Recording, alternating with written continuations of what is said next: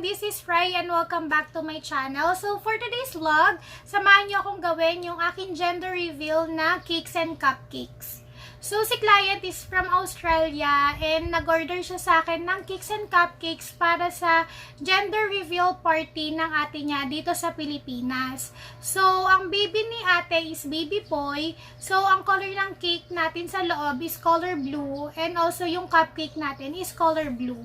At ang napili nila na design ng cake is just a simple white cake and then nagpipe lang ako ng white, pink and blue sa ibabaw and then naglagay lang ako ng additional decoration ng mga balls na silver balls and pearls sa ibabaw ng cake for additional decoration and hindi na ako naglagay ng any other color para hindi masyadong magkaroon ng hint si mami kung ano yung gender ng baby niya.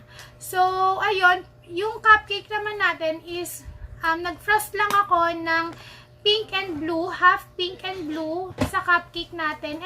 And then, nag-sprinkles lang ako ng mga blue and pink lang din na sprinkles sa ibabaw ng cupcake for additional decoration din. So, maglalagay din ako ng small clip kung paano nila kinat yung cake nila during the gender reveal party. So, ayun. So, before we proceed or before we start our vlog today, please don't forget to subscribe to my channel. It's Rice Bakes!